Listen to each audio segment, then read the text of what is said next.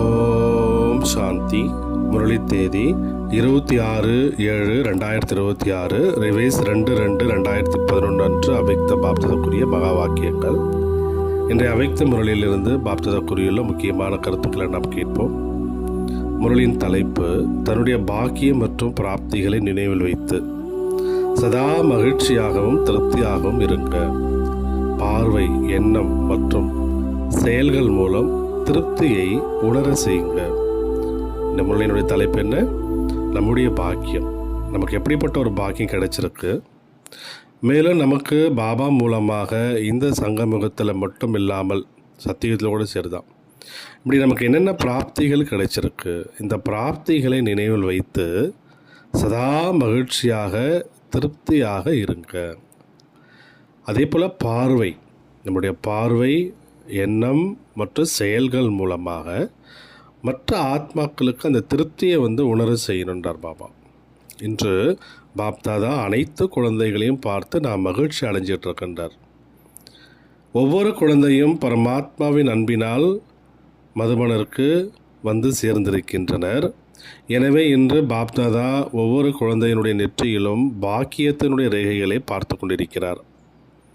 இந்த முழு கல்பத்திலும் இத்தகைய இவ்வளோ பெரிய பாக்கியம் யாருக்கு கிடைச்சிருக்கு? யாருக்குமே கிடைக்கலன்றார். ஏன்னா உங்களுக்கு பாக்கியத்தை வழங்கக்கூடியவரே சுயம் பாக்கியம் வழங்கும் வள்ளல் ஆவார். நம்முடைய பாக்கியத்தை ஏற்படுத்தக்கூடியவர் யார்? பாக்கிய விதாதா பாபா இல்லையா? ஒவ்வொருவருடைய நெற்றியிலும் முதலில் ஒளிரும் நட்சத்திரத்தினுடைய பாக்கியம் பிரகாசித்து கொண்டிருக்கின்றது. வாயில் இனிமையான வாணியினுடைய அந்த வார்த்தைகளினுடைய ரேகை பிரகாசித்து கொண்டிருக்கிறது. உதடுகளில் இனிமையான புன்னகையினுடைய ரேகை பிரகாசித்து கொண்டிருக்கிறது.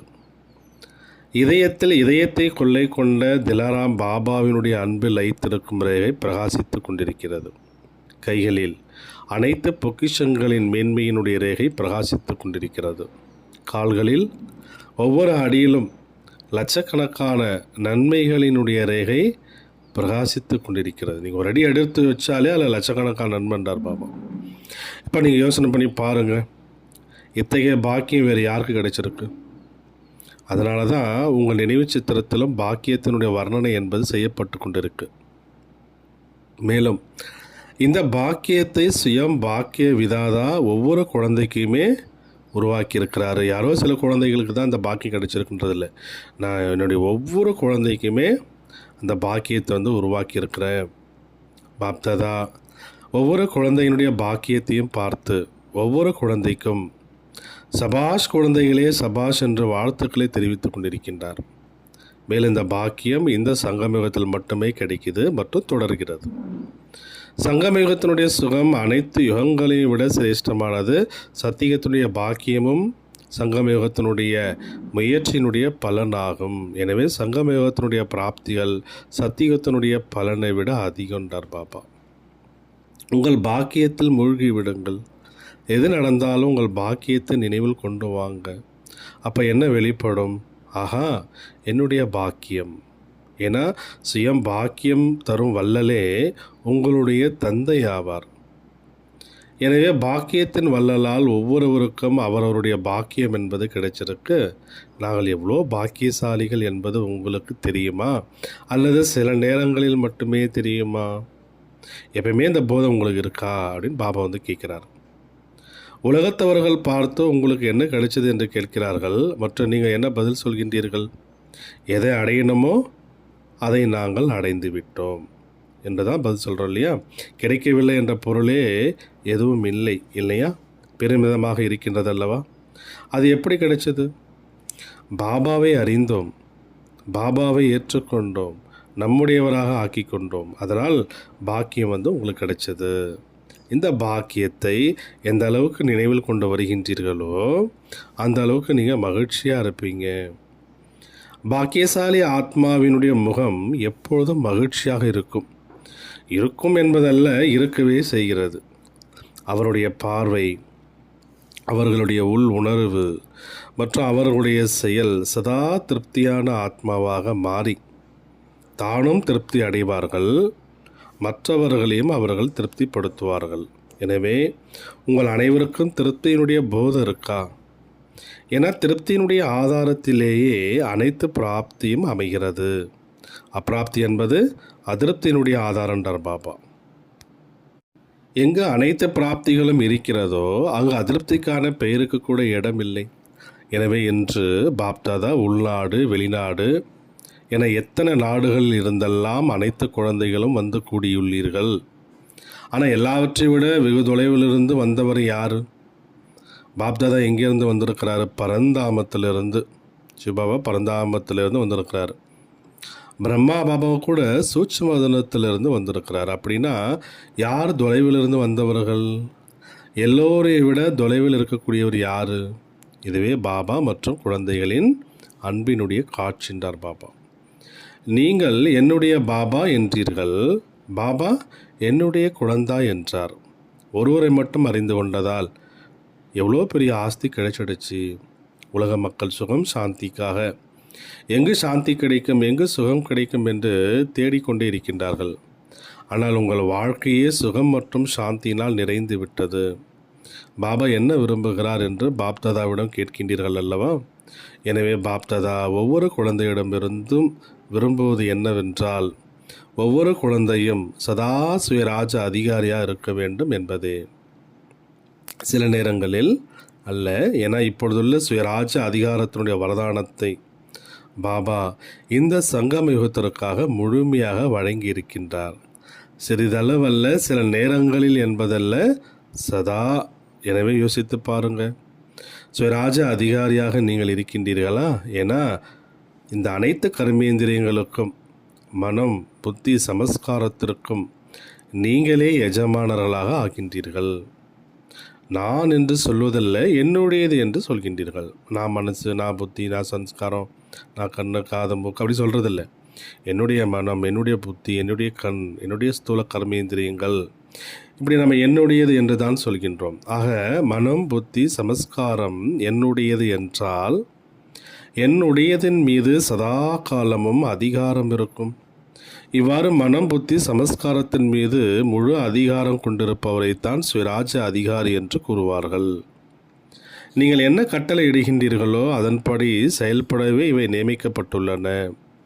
ஆனால் இதற்காக நடமாடும் பொழுதும் காரியங்கள் செய்யும் பொழுதும் எஜமானர் என்ற போதை உங்களுக்கு இருக்கணும் என்றார் பாபா. இதுக்கெல்லாம் நான் எஜமானனாக இருக்கின்றேன், இந்த போதை இருக்கணும்.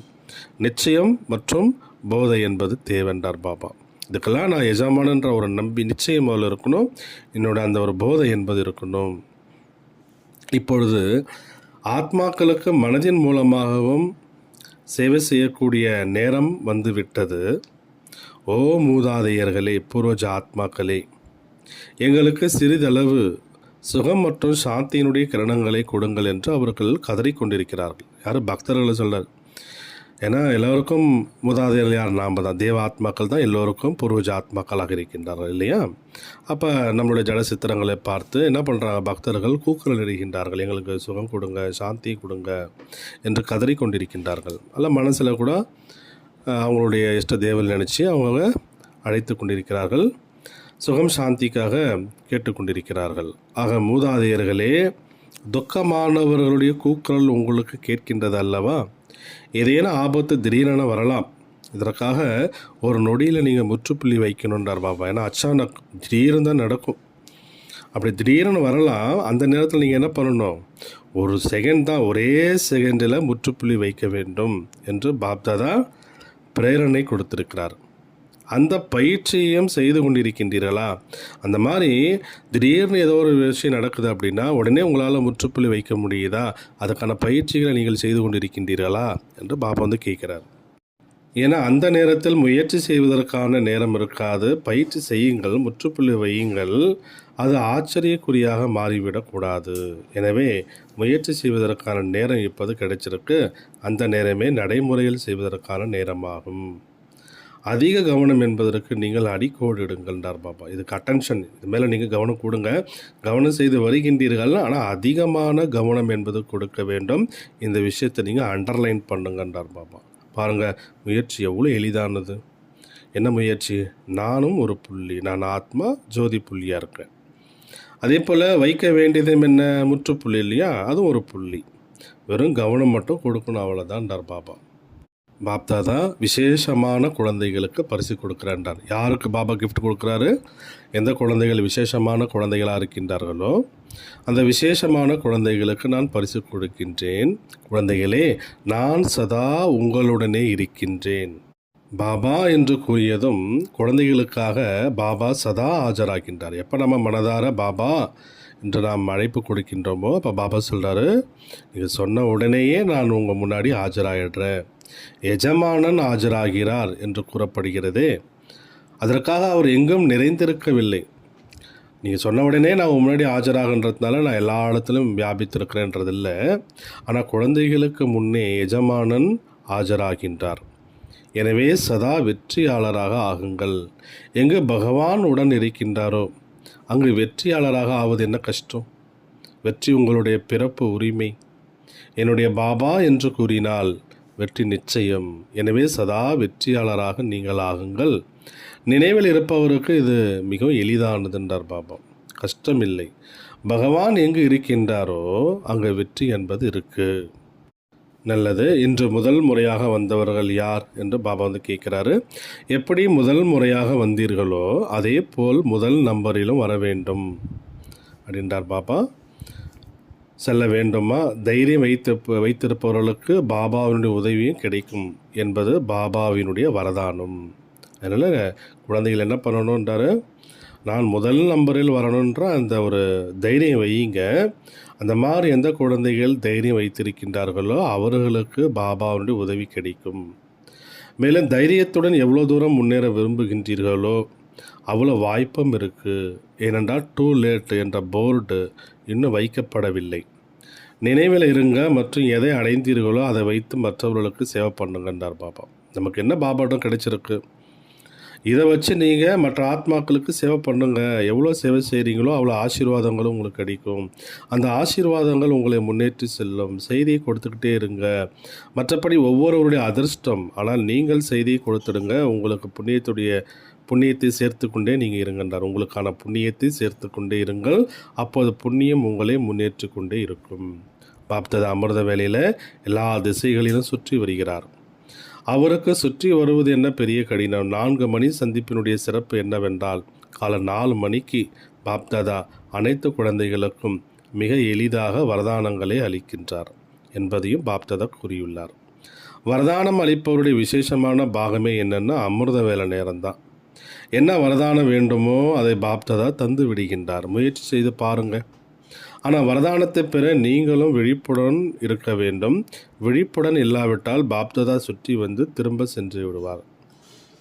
நீங்கள் யோசித்து கொண்டே இருப்பீர்கள். எனவே அமிர்த வேலைக்கு முக்கியத்துவம் கொடுக்கின்றீர்கள். ஆனால் இன்னும் அதிகமான கவனம் கொடுங்க. காலத்திற்கு ஏற்ப சேவையும் அதிகரித்து வருகிறது என்பதையும், சேவையின் காரணமாக பாபாவிடமிருந்து வரதானம் பெறுவதிலிருந்து விலகி இருக்க முடியாது என்பதையும் பாப்தாதா பார்த்துள்ளார். மற்றபடி இரட்டை வெளிநாட்டவர்கள் பெரும்பான்மையோர் முயற்சி செய்கின்றார்கள் என்றாலும் கவனத்தை அடிக்கோடிட வேண்டும். மற்றபடி மதுபனுக்கு எப்படியாவது வந்து விடுகின்றீர்கள். பாப்தாதா அதற்காக விசேஷமாக அனைத்து குழந்தைகளுக்கும் வாழ்த்துக்களை தெரிவித்து கொண்டிருக்கிறார். பாப்தாதா சமஸ்காரத்தின் மீது கொடுத்த சைகையை கட்டாயம் செய்ய வேண்டும் என்று புரிந்து கொண்டு அதை செய்வதற்காக தினமும் அமிர்த வேளையில் எப்படி சுமானத்தை வைத்துக் கொள்கின்றீர்களோ அதனோடு விதவிதமான வழிகளில் ஏதாவது ஒரு சமஸ்காரத்தின் மேலே கூட நீங்கள் கவனம் செலுத்துகின்றார் பாபா. இன்றைய தினம் அந்த சமஸ்காரத்தின் மீது விசேஷமான கவனம் செலுத்த வேண்டும். பின்னர் இரவில் பாப்தாதாவிற்கு உங்களின் தினச்சரியத்தினுடைய முழு சார்ட்டை கொடுக்கும் பொழுது அந்த சமஸ்காரத்தின் முடிவையும் விசேஷமாக நீங்கள் சொல்லுங்கன்றார் பாபா. ஏதோ ஒரு விசேஷமான சம்ஸ்காரம். ஏன்னா அந்த சம்ஸ்காரம் நம்ம ஆன்மீக பாதையில் முன்னேற விடாமல் நம்மளை தடுக்கலாம் இல்லையா? அப்போ அந்த மாதிரி குறிப்பாக அந்த ஒரு சம்ஸ்காரத்தை எடுத்துக்கிட்டு அது மேலே நம்ம அட்டென்ஷன் கொடுத்து முயற்சி பண்ணணும். பிறகு அதுக்கான ரிசல்ட்டை நம்ம டெய்லியும் பாபாவுக்கு சார்ட்டு கொடுக்கும்போது அதையும் சேர்த்து சொல்லணுன்றார் பாபா. ஒருவேளை பார்த்தீங்கன்னா, உங்களால அன்றைய நாளில அந்த சமஸ்காரத்த அழிக்க முடியல அப்படின்னா, அந்த நேரத்தில நீங்க பாபாவுடைய வாழ்த்துக்களை நீங்க அனுபவம் பண்ணுங்க. எனக்கு பாபா இந்த சமஸ்காரங்களே அழிப்பதற்கான வாழ்த்துக்களை கொடுத்துருக்கிறாரு, அல்லது ஆசீர்வாதங்கள அல்லது வரதானங்கள கொடுத்துருக்கிறாரு. அந்த மாதிரி நீங்க பாப் தாதாவிடமிருந்து அந்த சமஸ்காரத்திற்காக அந்த வாழ்த்துக்களை பாபாவிடமிருந்து பெறுங்கள்ன்றார் பாபா. அப்போ அந்த சமஸ்காரம் செயலில் வெளிப்படுவது குறைந்துவிடும். எனவே யோகத்தை பற்றி எப்படி சோதனை அடைகின்றீர்களோ அதே போல சமஸ்காரத்திற்காகவும் நீங்கள் சோதிக்க வேண்டும். சமஸ்காரம் தினமும் வருவதில்லை, சில நேரங்களில் மட்டுமே வருகிறது. முயற்சியாளர்களுக்கு தற்செயலாக தேர்வு வருகிறது, மற்றபடி தினமும் வருவதில்லை. ஆனால் தினமும் பரிசோதனை நடக்கும் பொழுது இந்த கவனமும் டென்ஷனையும் முடிவுக்கு கொண்டு வந்துடும்ன்றார் பாபா. கவனம் செலுத்தவர்கள் தான் முக்தியை அடைய முடியும். இது பாபாவினுடைய வரதானமும் ஆகும். அப்பொழுது சமஸ்காரம் தானாகவே தளர்ந்துவிடும். அந்த மாதிரி நீங்கள் அந்த மாதிரி அனுபவம் பண்ணிக்கிட்டே இருந்தீங்க அப்படின்னா நிச்சயமாக சமஸ்காரம் தானாகவே தளர்ந்துடும்ன்றார் பாபா. அந்த நேரத்தில் சமஸ்காரத்தை முழுமையாக அழிக்க முடியலன்னா அப்போ பாபாவிடமிருந்து எனக்கு இந்த சமஸ்காரத்தை அழிப்பதற்கான வரதானம் கிடைச்சிருக்கு, வாழ்த்துக்கள் கிடைச்சிருக்கு. இந்த மாதிரி நீங்கள் அனுபவம் பண்ணிகிட்டே வந்தீங்கன்னா அப்போ சமஸ்காரங்கள் தானாகவே தளர்ந்துடும்ன்றார். சமஸ்காரத்தின் பாடத்தில் நம்பர் 1ஆக வர வேண்டும் என்று பாப்தாதா விரும்புகின்றார். என்ன சமஸ்காரத்தை விரும்புகின்றீர்களோ அதுவே செயலில் வெளிப்படும், நடந்துவிடும். கவனத்தில் வந்துள்ளதல்லவா, எனவே நடந்துவிடும். ஆனால் அப்படியே தானாக நடந்துடாது, கொஞ்சம் கவனம் செலுத்தணுன்றார் பாபா. குழுவினுடைய மத்தியில் தான் இந்த சமஸ்காரங்கள் வெளிப்படுகின்றன என்றார். ஒரு குழுவாக இருக்கும்போதே விதவிதமான ஆத்மாக்கள் இருப்பாங்க. அப்போ விதவிதமான ஆத்மாக்களுடைய சம்ஸ்காரங்கள் அப்போ அந்த நேரத்தில் நம்ம அவங்களோட ஒன்றிணைந்து போக வேண்டியதாக இருக்கும். அப்போ சம்ஸ்காரங்கள் மோதல் ஏற்படும். இதுதான் பாபா சொல்கிறாரு, குழுவினுடைய மத்தியில் தான் இந்த சமஸ்காரங்கள் வெளிப்படுகின்றன. ஏன் உங்கள் சித்திரங்களுக்கு பூஜை செய்பவர்கள் உங்களின் சமஸ்காரங்களை எவ்வளோ நன்றாக மகிமைப்பாடுகிறார்கள். அப்படி ஆகியிருப்பதால் தானே வர்ணிக்கப்படுகின்றார்கள். உங்களின் தெய்வீக மூர்த்தி எதிரில் கொண்டு வாங்கன்றார் பாபா. மற்றபடி சென்டர்கள் வளர்ந்து கொண்டே இருக்கின்றன என்பதில் பாபா மகிழ்ச்சி அடைகிறார். புருஷார்த்தத்தின் பக்கம் கவனம் உள்ளது, ஆனால் இப்பொழுது மாற்றத்திற்கு நிமித்தமாகுங்கள். அதாவது சுய மாற்றத்திற்கு நிமித்தமாகுங்கள். அப்போது உங்களை பார்த்து மற்றவர்களுக்கும் பரிவர்த்தனை செய்வதற்கான சக்திக்கான உற்சாகம் வரும்ன்றார் பாபா. பரிவர்த்தனை சக்திக்கான உற்சாகம் வரும். மற்றபடி பாப்தாதாவிடமிருந்து தினசரி அன்பு நினைவுகள் உங்களுக்கு கிடைத்து கொண்டு இருக்கிறது. பாருங்கள், வீட்டில் அமர்ந்தபடியே கூட பாப்தாதாவினுடைய அன்பு நினைவுகள் ஒரு நாள் கூட தவறுவதில்லை. தினமும் முறைப்படி முரளியை படித்தால் ஒரு நாள் கூட அன்பு நினைவு என்பது தவற விடுவதில்லை. கிடைக்கின்றது அல்லவா? கிடைக்குதா அப்படின்னு பாபா கேட்குறாரு. தினமும் அன்பு நினைவுகள் கிடைக்கிறது, அனைவருக்கும் கிடைக்கின்றது அல்லவா? இதுவே பாப்தாதாவின் அன்பினுடைய அடையாளம். முரளியை தவறிவிட்டால் அன்பு நினைவுகள் தவறிவிடுகிறது. முரளியை மட்டும் தவறவிடவில்லை, பாப்தாதாவுடைய அன்பு நினைவுகள், வரதானம் போன்ற எல்லாவற்றையும் நீங்கள் தவற விடுவீர்கள். முரளியை வேண்டுமானால் படித்து விடுவீர்கள், ஆனால் பாப்தாதாவின் அன்பு நினைவு பெறுவதற்காக நிர்ணயிக்கப்பட்ட நேரம் அது தவறிவிட்டது அல்லவா? எனவே உற்சாகம் உள்ளது. இதற்காக பாப்தாதா மகிழ்ச்சியும் அடைகின்றார். நல்லது, முரளியை நீங்கள் தவறவிடக்கூடாது. ஃபோனிலாவது கேளுங்கன்றார் பாபா. படிக்க முடியவில்லை என்றால் எப்படியாவது கண்டிப்பாக கேளுங்க, கண்டிப்பாக ஆஜராகுங்கள். நல்லது. மற்றபடி சபைக்கு வந்துள்ள புதியவர்கள் பழையவர்கள் என யாராக இருந்தாலும் சரி, இதை உறுதியாக குறித்து கொள்ளுங்கள். முரளியை தவறவிடக்கூடாது. ஏன்னா பாபா தினமும் பரந்தாமத்திலிருந்து வருகிறார், எவ்வளோ தூரத்திலிருந்து வருகிறார். குழந்தைகளுக்குத்தானே வருகிறார், குழந்தைகளுக்குத்தானே வரார் என்றார் பாபா. எப்படி முரளியை தவற விடுவதில்லையோ அதே போல் குழந்தைகளும் முரளியை தவற விடக்கூடாது. இப்போ நான் ஒரு நாள் கூட உங்களுக்கு முரளியை சொல்வதற்கு தவறவில்லை தானே, அதே போல் நீங்கள் கூட முரளியை ஒரு நாள் கூட நீங்கள் தவற விடக்கூடாதுன்றார் பாபா. இப்பொழுது மதுபனுக்கு வருகின்றீர்கள் அல்லவா? அப்போது படிவம் நிரப்புவது போல அல்ல தினமும் முரளி கேட்டீர்களா அல்லது எத்தனை நாட்கள் தவறிவிட்டீர்கள் என்பதையும் எழுதுங்கன்றார் பாபா. எப்படின்னா மதுபனுக்கெலாம் வரோன்னா ஃபார்மெல்லாம் ஃபில் பண்ணிவிட்டு அப்படி தான் வரும் இல்லையா? அந்த மாதிரி பாபா என்ன சொல்கிறாரு, நான் டெய்லி முரளி கேட்குறேன்னா எத்தனை நாட்கள் நான் மிஸ் பண்ணேன், இதை கூட நீங்கள் எழுதுங்க சம்மதமாக அப்படின்றார் பாபா. சரி என்பவர்கள் கையை உயர்த்துங்க. மதுமனை உள்ளவர்களும் கையை உயர்த்துங்கள். எந்த காரணத்திற்காக முரளியை நீங்கள் தவற விடக்கூடாது. எப்படி சாப்பாட்டை தவற விடுவதில்லையோ அதுபோல் இதுவும் உணவு தானே. அது உடலின் உணவு, இது ஆத்மாவிற்கான உணவு அப்படின்னு பாபா சொல்கிறாரு. பிராமணன் என்றாலே என்ன அர்த்தம்? முரளியை கேட்க வேண்டும் மற்றும் சேவை செய்ய வேண்டும் அப்படின்றார் பாபா. இப்பொழுது எல்லா திசைகளிலும் உள்ள குழந்தைகளுக்கு பாப்தாதா அன்பு நினைவுகளை சேர்த்து வாழ்த்துக்களையும் தெரிவிக்கின்றார். சதா ஊக்கம் உற்சாகத்தில் முன்னேறி கொண்டும் இருக்கின்றீர்கள். தொடர்ந்து முன்னேறுங்கள். ஒருபோதும் உங்களின் ஊக்கம் உற்சாகம் எந்த காரணத்தினாலும் எந்த விஷயத்தினாலும் குறைத்து கொள்ளக்கூடாது. விஷயங்கள் நடக்கும், ஆனால் முயற்சியும் பாபாவினுடைய அன்பும் நம்முடையது. அதனால்தான் ஒருபோதும் உங்கள் புத்தியை பாபாவை தவிர வேறு எந்த விஷயங்களிலும் ஈடுபடுத்தக்கூடாது. பாபாவும் முரளியும் மற்றும் பாபா மூலமாக கிடைத்த சேவையும் செய்துக்கிட்டே இருங்க.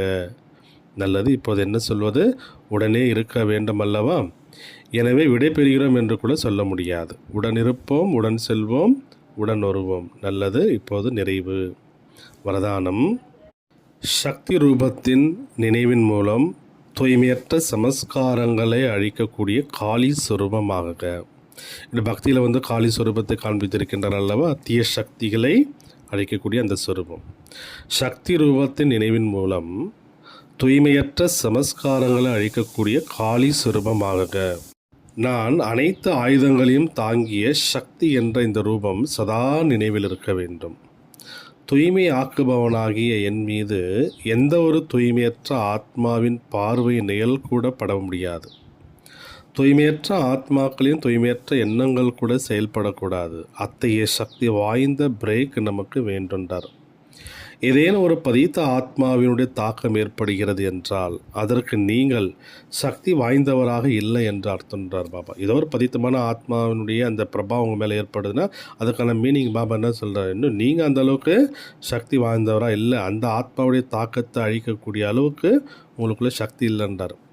அழிப்பவராகவே இருக்கும் ஒருவர் ஒரு பொழுதும் யாருக்கும் பலியாக முடியாது. எனவே உங்கள் முன் யாராவது அப்படிப்பட்ட எண்ணத்தை கூட செய்தால் அவர்களின் எண்ணம் மயக்கமடையும்படி அத்தகைய காளி ரூபமாக நீங்கள் மாறுங்கள். ஸ்லோகன். ராயலான ஆசையினுடைய சொரூபம் பேரு, புகழ் மற்றும் பெருமையாகும். பேருக்கு ஆசைப்படுறது, புகழுக்கு ஆசைப்படுறது, என்னை முன்னாடி வைக்கணும், என்னை புகழணும், இது போல் பேரு, புகழ், இந்த பெருமையெல்லாம் எதனுடைய சொரூபன்றார்? ராயலான இச்சை என்றார் பாபா. அதனால் பேர், புகழ், பெருமை இதுக்கு பின்னாடி நம்ம போகக்கூடாது. இதெல்லாம் ராயல் ஆசையினுடைய சொரூபம். நல்லது. ஓம் சாந்தி.